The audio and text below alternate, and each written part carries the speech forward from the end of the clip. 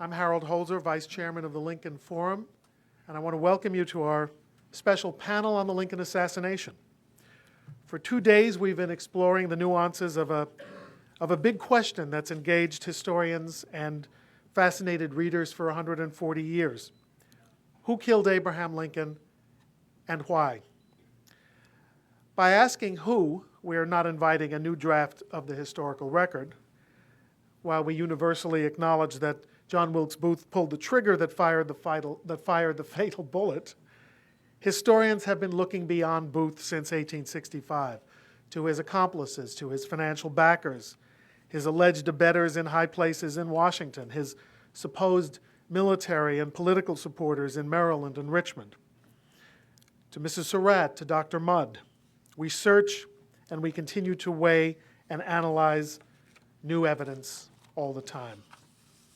Once upon a time, mental instability was the criterion that was universally acknowledged. Booth's mad act was what people almost always used as an explanation for the assassination.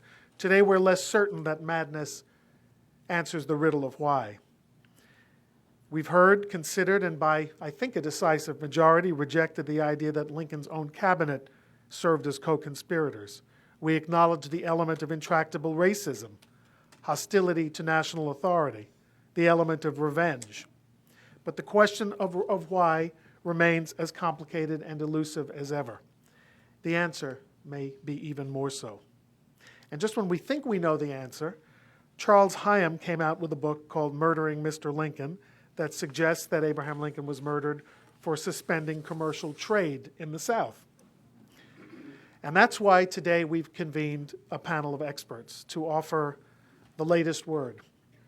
There is no final word, of course. We'll probably be debating this issue 10 years from now as we mark the 20th Lincoln Forum and the 150th anniversary of the Lincoln assassination. Again, we want to hear from you during this session. Your questions and comments will be welcome. We could not have gathered a more respected and authoritative group. You've met most of them through the forum. I know you've read their books. James Swanson, Michael Kauffman, Louise Taper, Ed Steers, Frank Williams, Tom Turner and Frank Williams. Those New Englanders managed to fade into one voting block.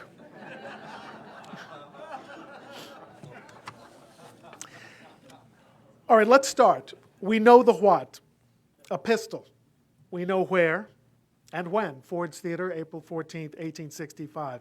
So let's be good journalists and explore the other two W's. Was it John Wilkes Booth or John Wilkes Booth and? And if it was John Wilkes Booth and, who is and? James, you start and pass the torch. Well, first of all, Harold, you're right. It was the lone gunman, and I believe in the single bullet theory of the Lincoln assassination.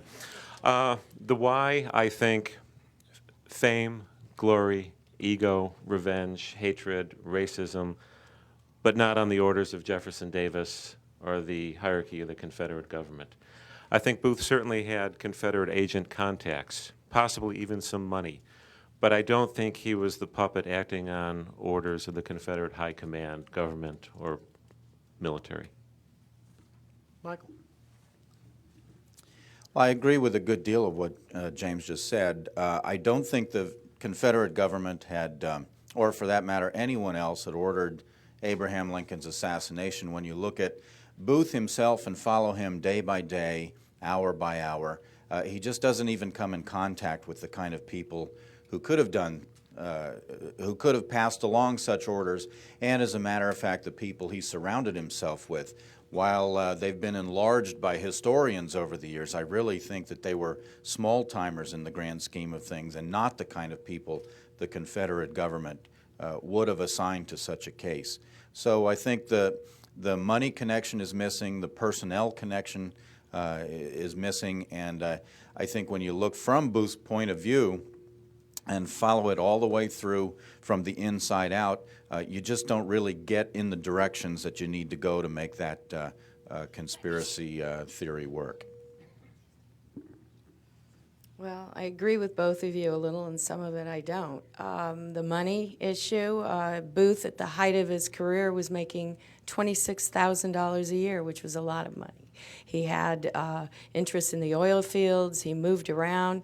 He could go to the north, to the south. His face was his passport, and I feel he had a lot of contact with people that were probably egging him on to do this or to do something. And it's also the fame issue that, you know, if he did this great deed, he would be considered the biggest hero and avenge the South, and it didn't work. I think when he was running, he was horrified how, you know, he was being chased and that no one was happy with what he did.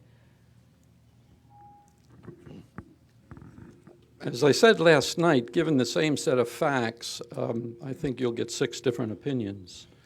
But one thing we do have to do is separate the capture conspiracy from the assassination. So when we talk about who killed Abraham Lincoln, certainly that was Booth, and Booth acting on his own. But that was only the end point of a much greater conspiracy that started much earlier, the conspiracy to capture. And so that's where I differ, I think, because I think that conspiracy of Booth's to capture, outlining it, setting it up, providing him with support, including an avenue of escape and support along that escape, you can trace directly to Canada and the Confederate Secret Service that was operating out of Canada. Now, please understand, I do not say, nor have I ever said, or do I say in my book, that Jefferson Davis ordered Abraham Lincoln's assassination. Nor do I say that Jefferson Davis ordered members of his Secret Service to actively support Booth in setting out his capture scheme or laying out his route. That's a question that we may never be able to answer. But the question I do ask is, would these Confederate agents in Canada, who very clearly did support Booth, act as rogue agents on their own without reporting to anyone above them? Or were they at least reporting their actions up the chain of command all the way to Richmond? Being the one active academic here, I've actually decided I'd start with taking academic privilege, a quick multiple choice quiz here. So get pencil ready and grading sheet ready, and seeing there's only one answer, lots riding on it. It's either pass or you get an A or you fail. But the multiple choice, when you look historically at who killed Lincoln and some of the issues with it, A, it was a simple conspiracy. Booth and a few other conspirators did it. Booth ended up dead in Garrett's barn. The others were punished. B, which coincided with it, it was a grand conspiracy. The Confederate government was behind it. People thought that, obviously, in 1865, as we've talked about as well. C, Andrew Johnson was behind it. We haven't mentioned that. That's probably not too viable a choice, but when they were investigating Johnson in terms of the impeachment, some of the radical Republicans tried to make that case and actually sent investigators down to the Dry Tortugas. D, the radical Republicans, and Harold's already said that's probably one that would be rejected, but certainly a long-standing one. E, it was a grand conspiracy after all, and that comes back to Tidwell, Hall, Gaddy, and come retribution. And then F, it was probably a more simple conspiracy, and really here, Mike Kauffman. Now, I can't provide a choice, none of the above, which often appears on multiple choice. I do give you G, some of the above. And I also give you H, all of the above, which may not be possible either. And I think you can see probably why I guess we won't ask you to really mark down an answer with it, and probably an essay exam, which is what I really use, would be more helpful to really get at it, because, again, it is a very complicated question historically. And certainly with two of our leading scholars in recent books who disagree pretty vehemently. I don't see much in the way of reconciliation on a lot of issues between Ed and Mike, and I'm sure we'll get into some of that as well.